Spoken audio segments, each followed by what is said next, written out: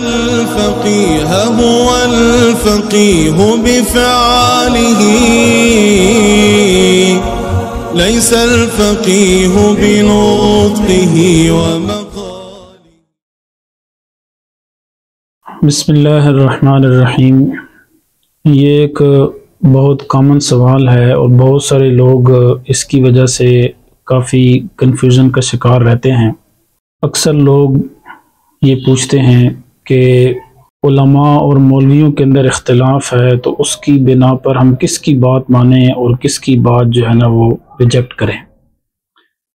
کیونکہ ہم دیکھتے ہیں کہ ایک عالم اور مفتی کے پاس جائیں وہ ایک چیز کو حرام قرار دیتا ہے، دوسرا اسی چیز کو حلال قرار دے رہا ہے.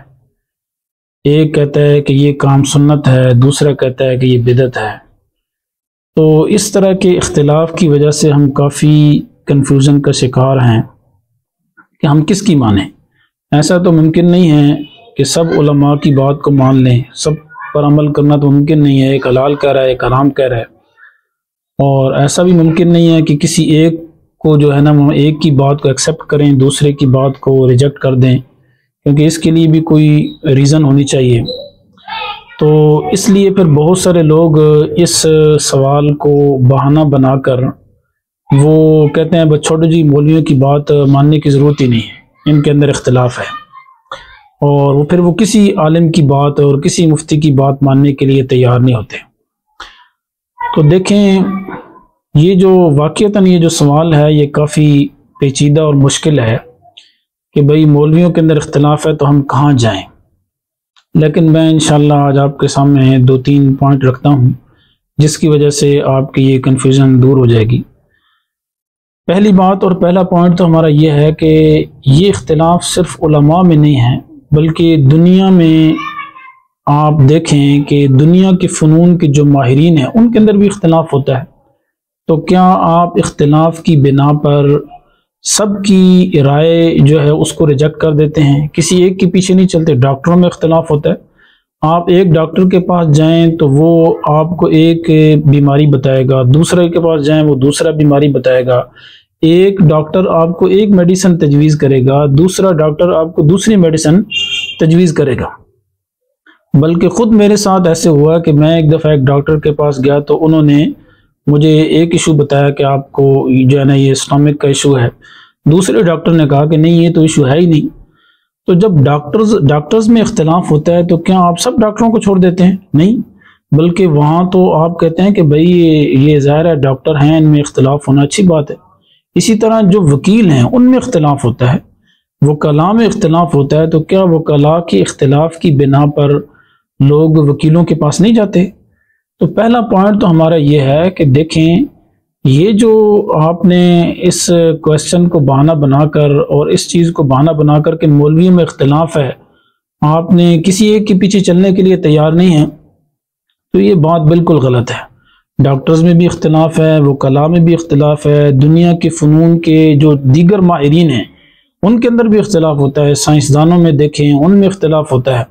لیکن لوگ وہاں پر کیا ہے، ایسا نہیں کرتے جی سب ڈاکٹرز میں اختلاف ہے، چلو کسی کے پاس جاتے نہیں علاج کرانے کے لیے، کسی وکیل کے پاس جاتے نہیں ہیں، ان میں اختلاف ہے. اب یہ سمجھیں کہ وہاں تو لوگ ڈاکٹرز اور وکلاء کے اختلاف کو برا بھلا نہیں کہتے، لیکن مولویوں کے اختلاف کو برا بھلا کہتے ہیں. اس کی وجہ کیا ہے؟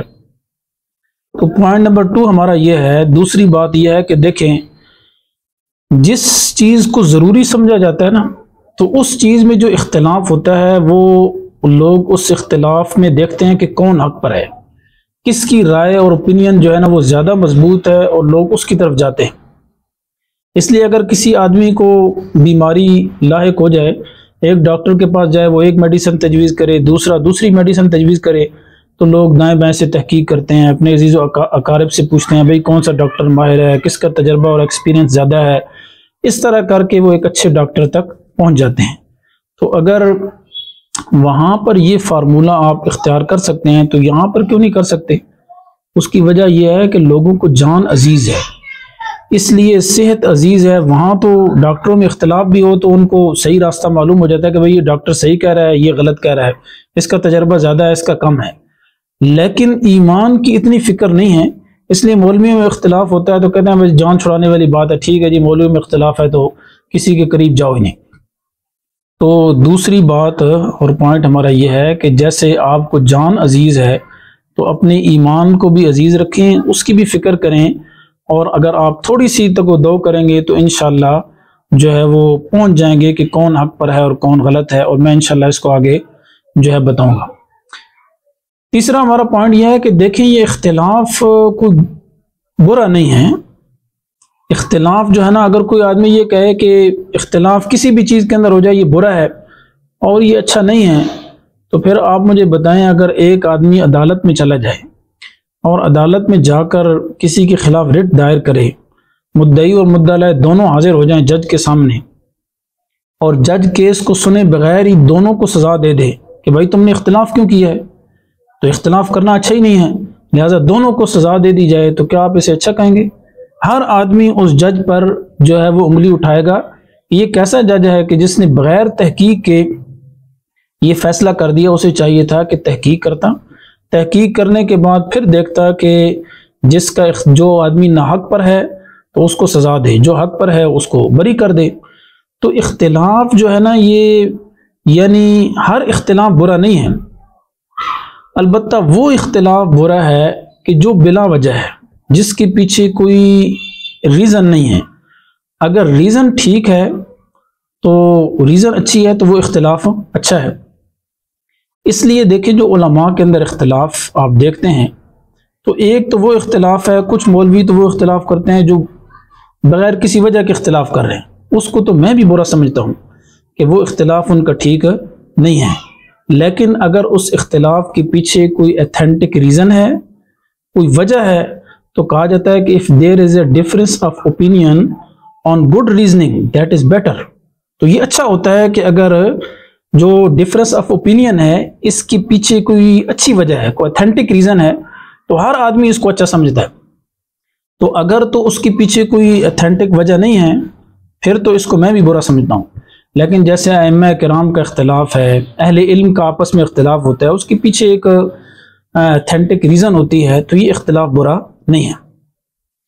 اب ہم آتے ہیں پوائنٹ نمبر 4 کی طرف کہ ہمیں کیسے معلوم ہوگا کہ یہ مفتی اور یہ عالم حق پر ہے اور یہ حق پر نہیں ہے، یہ ٹھیک کہہ رہا ہے یہ غلط کہہ رہا ہے۔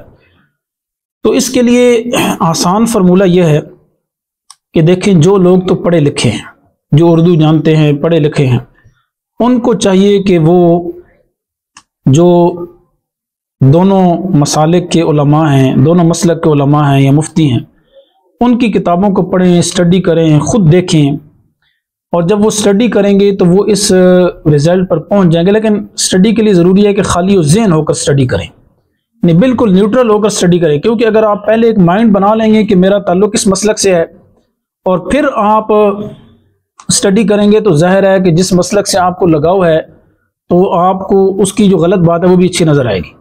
تو آپ نیوٹرل ہو کر، خالی و ذہن ہو کر آپ اسٹڈی کریں، انشاءاللہ اللہ تعالیٰ سے دعا بھی مانگیں تو آپ جلد کیا ہے حق تک پہنچ جائیں گے کہ کون کیا ہے حق والے ہیں اور کون باطل ہیں۔ اور جو لوگ پڑھے لکھے نہیں ہیں ان سے میری گزارش یہ ہے کہ وہ جن علماء میں اختلاف دیکھتے ہیں نا کہ دو علماء میں اختلاف ہے، یہ کہتا ہے کہ یہ کام سنت ہے، یہ بدعت ہے، یہ کہتا ہے یہ حلال ہے، یہ کہتا ہے یہ حرام ہے، تو وہ ایسے علماء کی محفل میں اور صحبت میں جا کر بیٹھیں، کچھ عرصہ یہ جو پہلا فریق ہے اس کی صحبت میں بیٹھیں، ان کے علماء کی، اور کچھ عرصہ دوسرے علماء کی صحبت میں بیٹھیں۔ تو جس عالم کے پاس بیٹھنے سے دنیا سے بے رغبتی پیدا ہو، نیکیوں کا شوق پیدا ہو، گناہوں سے خوف اور ڈر پیدا ہو، اور آدمی اللہ تعالیٰ کی طرف متوجہ ہو، آخرت کی طرف متوجہ ہو، تو آپ کا دل خود ہی گواہی دے گا اس بات کی کہ یہ ٹھیک ہے۔ تو بھائی ہماری ساری گفتگو کا خلاصہ یہ ہے کہ دنیا کے جو فنون کے ماہرین ہیں ان میں اختلاف ہوتا ہے تو آپ اس اختلاف کو جو ہے وہ اس اختلاف کی بنا پر آپ ان کی رائے کو چھوڑ نہیں دیتے، بلکہ آپ تہ تک پہنچنے کی کوشش کرتے ہیں۔ اسی طرح اختلاف جو ہے نا علی الاطلاق برا نہیں ہے، اور اسی طرح اگر آپ دیکھیں کہ بھائی آپ کیسے پہنچ سکتے ہیں کہ کس کا اختلاف ٹھیک ہے اور کس کا غلط ہے، تو میں نے طریقہ بتا دیا، پڑھے لکھے لوگوں کے لیے یہ ہے اور جو پڑھے لکھے نہیں ہیں ان کے لیے یہ ہے۔ تو اس طرح اگر آپ ایفرٹ کریں گے تو اللہ تعالیٰ کی ذات سے امید ہے کہ آپ انشاءاللہ حق تک پہنچ جائیں گے۔